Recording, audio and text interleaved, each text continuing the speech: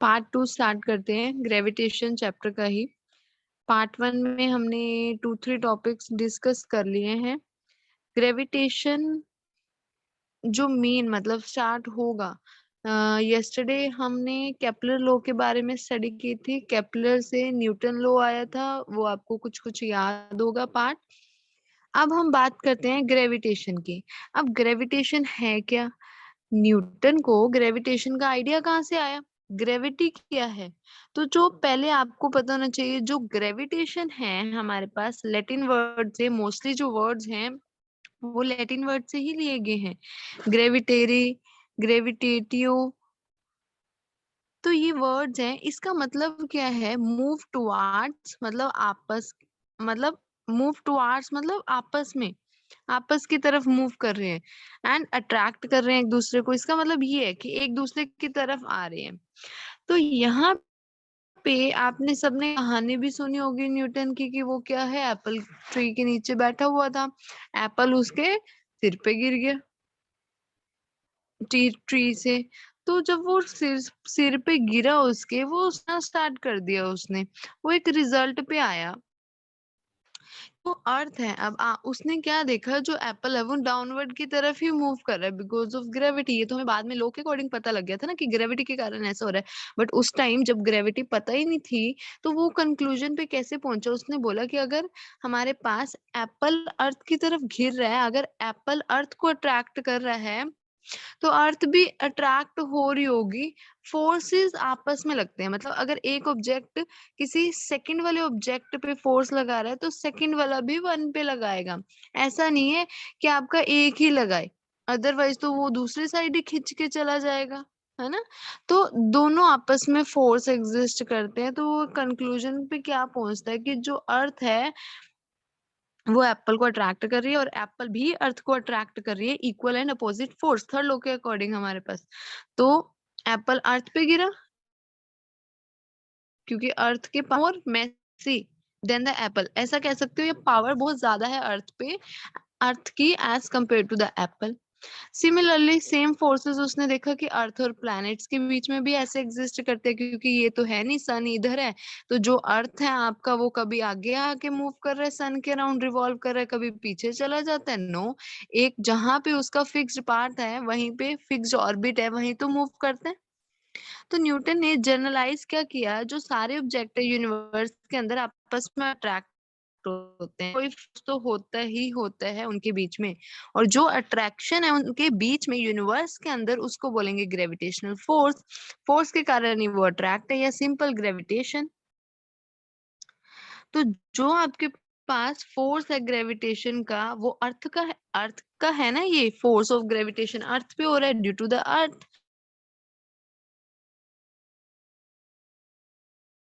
Gravity. Newton ने law of gravitational force दो object के बीच में दिया था। इस लॉ को क्या बोला जाता है? Universal law of gravitation. ये हमने कल किया भी था। यूनिवर्सल लॉ कुछ कुछ अगर ध्यान हो तो पार्ट रिलेटेड है, ये सारा चल रहा है। अगर हम बोले ग्रेविटेशन मतलब अट्रैक्टिव फोर्स एक दूसरे को अट्रैक्ट करेगा, is not responsible for falling in love. इसका मतलब ये नहीं कि आप लव में पड़ जाओगे, जस्ट अ जर्नल उसने एक लाइन में बोल दिया है। एल्बर्ट आइंस्टाइन की एक लाइन थी। अब नेक्स्ट टॉपिक जो है न्यूटन लॉ ऑफ ग्रेविटेशन। अब यहाँ पे अभी ऊपर बताया कि उसने लॉ दिया है, अब वो लॉ को प्रूफ करेगा, और लॉ के प्रूफ करने का एक्सप्रेशन आपको याद होना चाहिए। डेरिवेशन पता हो ना पता हो, बट एक्सप्रेशन जरूर पता होना चाहिए, because this expression further use in numericals. ये एक्सप्रेशन जो है वो क्या होगा, न्यूमेरिकल में यूज होगा ही होगा। और अगर आप ये याद रख भी लेते हो तो ज्यादा कुछ है नहीं इसमें मुश्किल, सिर्फ एक या दो लाइन का है, और वो भी अगर आपको डायग्राम समझ आ गया तो आप इजिली ये बता सकते हो। तो Newton law of gravitation derivation है, एक्सप्रेशन बताना है हमने, क्या ये यूनिवर्सल लॉ है या नहीं है। अब स्टेटमेंट क्या थी? स्टेटमेंट देखो, स्टेटमेंट थी कि हर एक ऑब्जेक्ट जो यूनिवर्स में है वो अट्रैक्ट करता है एक दूसरे को, डायरेक्टली प्रोपोर्शनल है। कौन? फोर्स डायरेक्टली प्रोपोर्शनल है। दो ऑब्जेक्ट ले लिए, सपोज मैंने दो ऑब्जेक्ट ले लिए, एक स्मॉलर मास का ले लिया, एक हाइयर मास का ले लिया। ये इसको रिप्रेजेंट कर दिया, इसको बोल दिया स्मॉल m, m1 बोल दिया इसको, और इसको बोल दिया m2, और फोर्स 1 हो गया हमारे पास, फोर्स 2 हो गया। या P और Q नेम दे रहे हो तो force P and force Q हो गया। तो ये वाला फोर्स जो है वो इस साइड लगाएगा, ये इस साइड लगाएगा, आपस में लगाएंगे ना टुवर्ड्स ईच अदर, और सेंटर से लेकर ये दूसरे ऑब्जेक्ट के सेंटर तक का जो डिस्टेंस होगा वो होगा r। तो अगर हमें फोर्स निकालना है, दोनों तरफ से फोर्स लग रहा है, तो फोर्स जो होगा वो डायरेक्टली प्रोपोर्शनल किसके होगा, दोनों मासेस के प्रोडक्ट के। प्रोडक्ट मतलब मल्टीप्लाई, दोनों मासेस को क्या कर दिया, मल्टीप्लाई।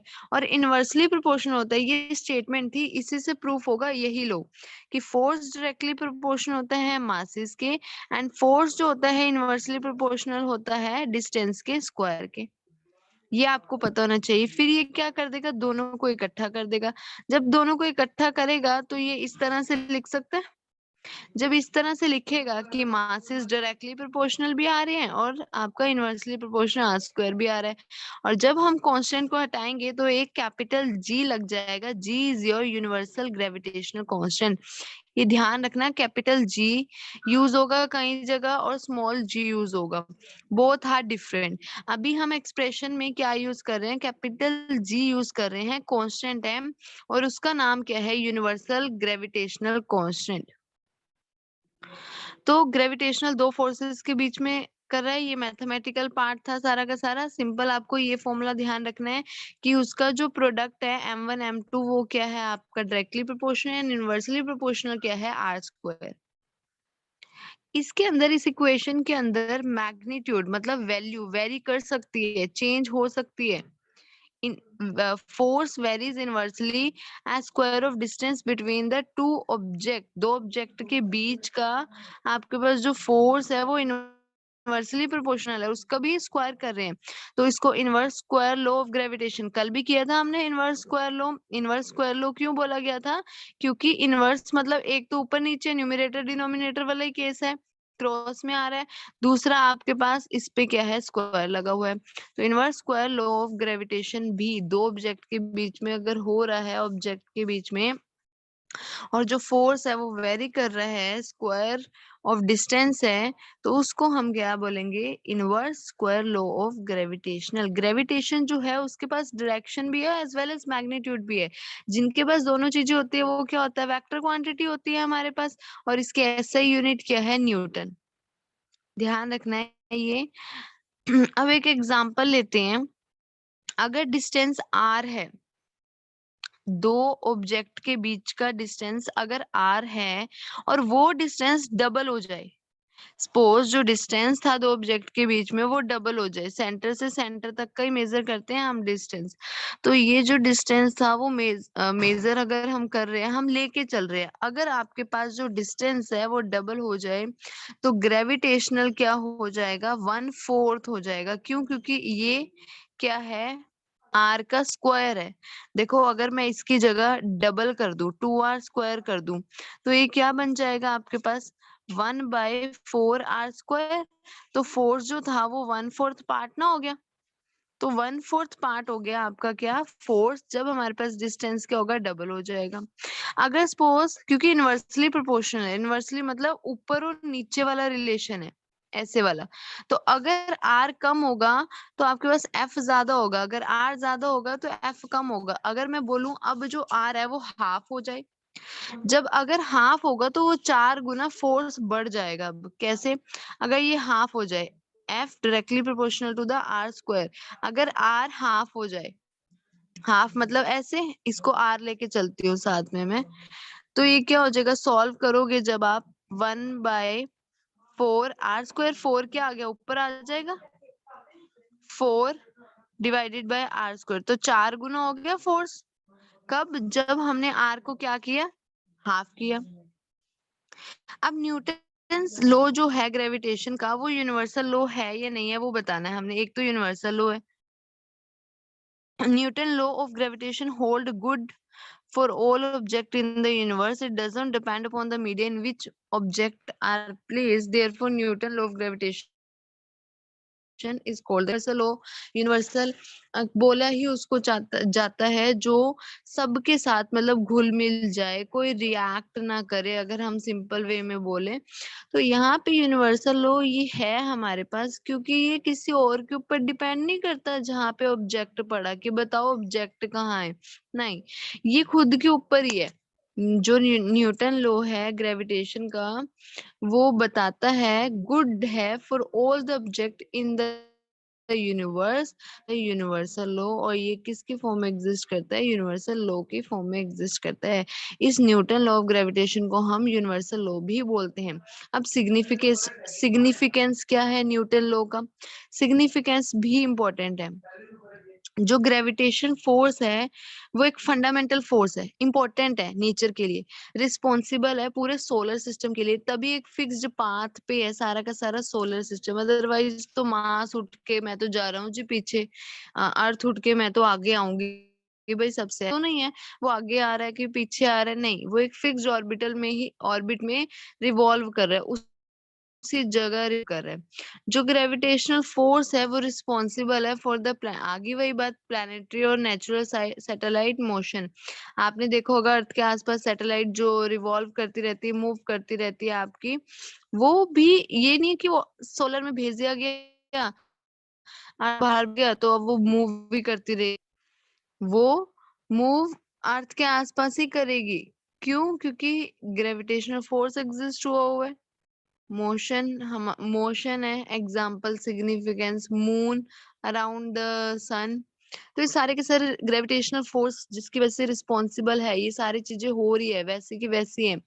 टाइड सीज और ओशन के अंदर मून की वजह से जो आती है, वाटर का फ्लो करना माउंटेन में से रिवर्स के अंदर, for holding the atmosphere near the surface of the किस तरह रेन फॉल्स, स्नोफॉल, सारे के सारे किसके लो हैं? रिस्पॉन्सिबल कौन है? Gravitational force. अगर देखो, अगर मैं बात करूं, सपोज आपका स्काई ऊपर है और नीचे आना चाहिए कोई भी चीज, बट एक्चुअल में आपका जो ग्रेविटी है वो इस साइड है, इस साइड, तो सारा का सारा ना पार्ट इधर जाएगा आपका, बेशक लैंड है इधर, नो, सारा का सारा पार्ट जाएगा। और एक जगह ऐसी थी भी, मुझे ध्यान नहीं आ रही, जो आपके ट्री दिखाए हुए थे, ट्री एक्चुअल में ऐसे ना होके ऐसे थे, सारे ट्री ऐसे इस साइड झुके हुए, तो दैट मीन्स इस साइड था झुकाव। और क्यों था? क्योंकि एक तो विंड की स्पीड जो होती है वो वहां इतनी ज्यादा तेज थी, इतनी ज्यादा थी, और इसी साइड वो सारे झुके हुए थे, ग्रेविटी की वजह से भी हो सकता है। और एक ध्यान, ये भी ध्यान रखना, न्यूटन लॉ ऑफ ग्रेविटेशन तभी वैलिड है अगर दो इंटरेक्टिंग ऑब्जेक्ट को हम पार्टिकल लेके चल रहे हैं, जो पार्टिकल्स या ऑब्जेक्ट लेके चल रहे हैं वो पार्टिकल है, और अगर तो ऑब्जेक्ट्स जो लिए हैं वो स्फेरिकल है तो यूनिफॉर्म डेंसिटी होगी, then the gravitational force acting on them is given by the Newton law of gravitation। तो तब कौन सा लॉ होगा? जो न्यूटन ने दिया था। अगर हम ग्रेविटेशनल फोर्स कैलकुलेट कर रहे हैं तो हमें स्फेरिकल बॉडी का पूरा मास को एज्यूम करके चलना होगा, और उसके वो मास हम कहाँ एज्यूम करके लेके चलेंगे? उसके सेंटर पे लेके चलेंगे। जैसे सन का मासिस, सन अर्थ मून का मासिस, कैलकुलेट करना हो तो उनके हम क्या लेते हैं? सेंटर में है। आगे बढ़ते हैं। Moon has the same good looking face on every full moon day, we always see the same face of the moon around the earth, period of rotation of moon on its axis in the same as orbital period around the earth, thus the observer of earth sees the same face of the moon. देखो हमें ना अर्थ में हम हैं सारे, और अर्थ के बाहर मून है। मून क्या करता है? रिवॉल्व करता है। हमें हर वक्त जब पूरा होता है वो तो ठीक है, पूरा तो दिखेगा ही दिखेगा, आपका साइज में हो सकता है कभी छोटा बड़ा, बट एक्चुअल में वो में सेम ही दिखता है। अगर हम उसको ऑब्जर्व करें वो सेम ही दिखेगा हर फेस से, कहीं से भी चले जाओ। तो जो रोटेशन है मून की उस एक्सिस पे वो सेम ही होगी, ऑर्बिटल पीरियड अराउंड द अर्थ। क्योंकि जब हमने देखा, ऑब्जर्व किया अर्थ से, वो सेम फेस था मून का। नेक्स्ट ग्रेविटेशनल फोर्स जो कैपिटल जी अभी हमने पढ़ा है, उसकी प्रॉपर्टी क्या है, ये भी इम्पोर्टेंट है। अब यहाँ से क्वेश्चन क्या अप्लाई होता है, क्या जो न्यूटन थर्ड लॉ मोशन था क्या वो एप्लीकेबल है ग्रेविटेशनल फोर्स के लिए, अगर है तो कैसे है। पहली बात तो जो ग्रेविटेशनल फोर्स है वो क्या है, अट्रैक्टिव फोर्स है, अट्रैक्ट करता है, एक फंडामेंटल फोर्स है। इसको वीक फोर्स भी बोला जाता है, दो पार्टिकल्स के बीच में होता है। जितना अभी तक जो हमने पढ़ा है ना वही सारा इसमें आएगा प्रॉपर्टीज के बीच में। जो ग्रेविटेशनल फोर्स है वो दो पार्टिकल्स के बीच में होता है, इरिस्पेक्ट of the medium which separate them, it does not depend upon the medium between the particle. ये सिर्फ रास्ते के ऊपर डिपेंड नहीं करता, क्या है, ये किसके ऊपर डिपेंड करता है, दो पार्टिकल्स का जो ग्रेविटेशनल फोर्स है एग्जिस्ट जो हो रहा है दोनों के बीच, फोर्स जो लग रहा है आपस में जो अट्रैक्ट हो रहे हैं उनके बीच में डिपेंड कर रहा है। ये उस पे नहीं डिपेंड कर रहा कितना रास्ता है बीच में, मीडियम क्या है वो नहीं है। ग्रेविटेशनल फोर्स जो है वो प्रोडक्ट ऑफ मासेस के डायरेक्टली प्रोपोर्शनल है, इनवर्सली प्रोपोर्शनल किसके है, स्क्वायर ऑफ डिस्टेंस के, दो पार्टिकल के बीच में। ओके, नेक्स्ट जो सिक्स्थ है, अगर सेंट्रीपिटल फोर्स है, it is a centripetal force because it will acts along the straight line joining the center of the two particle। दो पार्टिकल थे, देखो सेंटर से सेंटर में ज्वाइन कर रहा है, तो ये हमारे पास क्या है, सेंट्रल फोर्स है, क्योंकि स्ट्रेट लाइन ज्वाइन हो रही है दो पार्टिकल्स को। ग्रेविटी दोनों चीजें हैं, क्योंकि ये वेक्टर है, magnitude as well as direction दोनों होगा, ऐसा ही यूनिट न्यूटन है। अब न्यूटन थर्ड लॉ मोशन के अकॉर्डिंग एप्लीकेबल है ग्रेविटेशनल फोर्स भी। ग्रेविटेशनल फोर्स एक ऑब्जेक्ट लगा रहा है दूसरे पे, सपोज सपोज, और सेम इक्वल और अपोजिट डायरेक्शन भी एक्सर्ट करेगा, टू वन पे, वन टू पे लगा रहा है तो टू वन पे भी लगाएगा। तो ऐसा हुआ है कि मतलब ऐसा सच्ची में था, क्योंकि जब लॉज बने हैं तो वो सोच सोच के ही बने हैं कि why does the gravitational force acting between an apple and the earth, की ग्रेविटी फोर्स जो था, ग्रेविटेशनल फोर्स था, वो एप्पल और अर्थ में ही क्यों हुआ, क्यों में जो एप्पल है उसको अर्थ की तरफ आना था, अर्थ क्यों नहीं गई एप्पल की तरफ। तो gravitational force producing acceleration in both interacting object. अब यहाँ से एक लो देती है ग्रेविटेशनल फोर्स, एक्सेलरेशन प्रोड्यूस करेगी। आपने एक फॉर्मूला पढ़ा हुआ है, force is equal to mass divided by acceleration, यही पढ़ा हुआ है, mass divided by acceleration force का फॉर्मूला दिया हुआ है इन्होंने। अब एक्चुअल में हमारे पास अगर हमें एक्सेलरेशन निकालनी है तो m/f हो जाएगा, मास divided bye focus, sorry, acceleration निकालनी है हमें यहाँ से तो फोर्स डिवाइडेड बाय क्या होगा, मास होगा, ये भी ध्यान रखना। तो इनवर्स जो एक्सेलरेशन है वो किसके इनवर्सली प्रोपोर्शनल है, मास के इनवर्सली प्रोपोर्शनल है, क्योंकि ऊपर नीचे ये भी इनडायरेक्टली रिलेशन आ रहा है। ग्रेविटेशनल फोर्स जो एक्ट कर रहा है दो ऑब्जेक्ट के बीच में, अर्थ और एप्पल में, वो लार्ज एक्सेलरेशन एप्पल का प्रोड्यूस करते हैं, लार्ज एक्सेलरेशन एप्पल में प्रोड्यूस करते हैं, क्योंकि उसका जो मास होता है वो बहुत ज्यादा स्मॉल होता है, छोटा होता है हमारे पास। इसीलिए जो ग्रेविटेशनल फोर्स है आपका अर्थ और एप्पल में, वो लार्ज अमाउंट एप्पल में प्रोड्यूस करेगा एक्सेलरेशन, क्योंकि उसका जो मास है वो क्या है, बहुत स्मॉल है। Same gravitational force produces almost nil acceleration the earth due to is huge mass. हमारी अर्थ है बहुत बड़ी है तो उसका जो एक्सेलरेशन है वो नील है, ऑलमोस्ट जीरो है, क्योंकि बहुत भारी है। अब एप्लीकेशन कहाँ है, न्यूटन लॉ का कहाँ का यूज किया जाता है, बाइनरी स्टार्स में न्यूटन का यूज होता है। टू सेट्स ऑफ स्टार्स होते हैं, काफी सारे होते हैं, many sets of two stars, उनको binary star, orbitary with a common centre of mass, Albireo, ये सारे नेम है सारे के सारे, ये बाइनरी स्टार्स के नेम है। Concept of gravitational pull by some other star is for estimating their masses. ये ग्रेविटेशनल पुल और कुछ स्टार्स हैं वो किसके लिए यूज किए जाएंगे, एस्टिमेटिंग द मासेस। मासेस मतलब उनका वेट एक तरह से, वैसे both are different things, but उनको कैलकुलेट करने के लिए, एस्टिमेट करने के लिए हम यूज कर सकते हैं। अब प्लैनेट्स का अगर हमें मास कैलकुलेट करना है, न्यूटन लॉ ग्रेविटेशन वो यूजफुल है। Newton law of gravitation masses को फाइंड आउट करने के लिए प्लांट और रीजनेबल एक्यूरेसी में, determine the mass of the plant reasonable accuracy, मतलब जो रिजल्ट देगा वो क्या देगा, अच्छे से देगा। Next gravity constant, gravitational constant.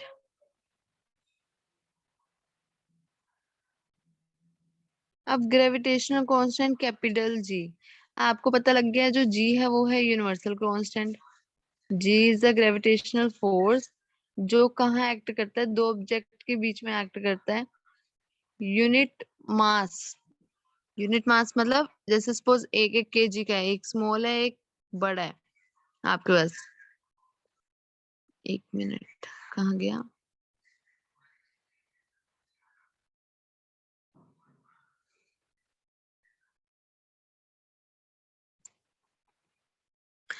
दो ऑब्जेक्ट्स के बीच में लाई करता है ग्रेविटेशनल फोर्स। ग्रेविटेशनल कांस्टेंट जो जी की बात कर रहे हैं वो एक ग्रेविटेशनल फोर्स है जो दो ऑब्जेक्ट के बीच में लाई कर रहा है, जिनका मास जो है वो क्या है, यूनिट मास है, और सेपरेट किससे है वो, 1 यूनिट डिस्टेंस से वो सेपरेट है। अभी फोर्स का आपका ये फॉर्मूला अभी अभी आपको डिराइव कराया है। अगर यहाँ से जी निकालना है तो ये आ जाएगा आपका, जो आर है वो इधर जाके मल्टीप्लाई हो जाएगा, ये आ गया। अगर हमारे पास मासेस जो है वो 1 यूनिट है, क्योंकि उन्होंने गिवन दिया है मासेस 1 यूनिट है, आर भी क्या है 1 यूनिट है, तो आपके पास जितना जी की वैल्यू आएगी उतना ही एफ की वैल्यू आएगी। जी इज योर ग्रेविटेशनल फोर्स जो दो ऑब्जेक्ट के बीच में हो रहा है, मास एंड हर एक सेपरेट हो रहा है एक दूसरे से बाय डिस्टेंस 1 मीटर। यूनिट निकालनी है, यूनिट जो होती है आपकी जी की ये होती है। यूनिट पुट करो पहले सबकी, जब पुट करोगे फॉर्मूले के अंदर आपके पास ये आ जाएगी। अब 1 न्यूटन क्या होता है, किलोग्राम मीटर पर सेकंड स्क्वायर। न्यूटन की जगह क्या रख देंगे, किलोमीटर मीटर पर सेकंड स्क्वायर। जो कटिंग होने वाला है कटिंग करो, नहीं होने वाला तो इसको सॉल्व करके आंसर लिख दो। ठीक है, नेक्स्ट हम देखते हैं वैल्यू ऑफ जी। जी जो था, कैपिटल जो जी था आपके पास, वो किसके ऊपर डिपेंड करता है, उसका नेचर कैसा है, और किसके ऊपर डिपेंड नहीं करता। एक तो उसको कोई फर्क नहीं पड़ता उसका नेचर कैसे है, मास कैसे है, साइज कैसे है, इंटरेक्टिंग बॉडी कैसे है, और मीडियम से इंडिपेंडेंट है, इन विच ऑब्जेक्ट आर केप्ट, जहां पे हम ऑब्जेक्ट को रखते हैं। टाइम से इंडिपेंडेंट है, which the force is consider, force को लेके चल रहा है, ये बताया हुआ है। जी किस किस से इंडिपेंडेंट है, डिपेंड नहीं करता है जिसके ऊपर, तो जी जो है वो सेम है, और सेम बिग ऑब्जेक्ट के लिए भी और स्मॉल ऑब्जेक्ट के लिए भी, अर्थ पे या दूसरे प्लेनेट के लिए। जो जी है हमारे पास वो क्या है, यूनिवर्सल कांस्टेंट, और जी की वैल्यू क्या है, 6.67 into 10⁻⁻11 newton metre square kilogram per minute square. G को मेजर कर सकते हैं एक्सपेरिमेंटली, और ये जी को मेजर भी किया था किस डिश नेम मीटर था, उसके अंदर स्मॉल गोल्ड स्फेयर्स लगे हुए थे, और light horizontal connecting road suspended bye a fine metallic wire and two large spheres of gold placed near the smaller spheres. A light beam reflected from a mirror attached to the suspension wire with a scale। मतलब ये पूरा का पूरा जो आपको diagram दिख रहा है, और इसका जो असली डायग्राम है ये वाला, इसकी पूरी की पूरी सेटअप बता दी है कि वो किस तरह से बना हुआ है। मिरर लगाए हुए हैं, टू बॉल्स है हमारे पास, स्मॉल स्फेयर है और ये बिग स्फेयर है, और ये हमारे पास क्या है, लाइट को पास कर रहे हैं, बीम ऑफ लाइट होगा, ये सस्पेंशन वायर होगा आपके पास। तो ये आपको सारा ही एक बार पढ़ के आना है, तभी आप इसको इजीली एक बार जब आप खुद पढ़ोगे तो ये इजीली और अच्छे से आ जाएगा समझ। ठीक है, अब यहाँ क्वेश्चन देखो, can you calculate gravitational pull between you and your friend by using Newton law of gravitational. Newton का जो लॉ है वो not calculating only the magnitude of the gravitational force दो स्फेयर ऑब्जेक्ट के लिए, दो स्फेयर ऑब्जेक्ट के लिए थे जो आपके पास न्यूटन लॉ ग्रेविटेशन का है, वो यूज नहीं किया जाएगा मैग्नीट्यूड कैलकुलेट करने के लिए, मतलब वैल्यू कैलकुलेट करने के लिए। This formula however can give estimated force. तो ये फॉर्मूला यहाँ से हमें क्या देगा, एस्टिमेटेड फोर्स देगा। ये कुछ था नहीं वैसे ये क्वेश्चन दोनों ही, और नेक्स्ट न्यूमेरिकल भी नहीं करना है। जो नेक्स्ट टॉपिक है gravity free ball fall, gravity free fall, ये हम नेक्स्ट टाइम करेंगे। ओके जी।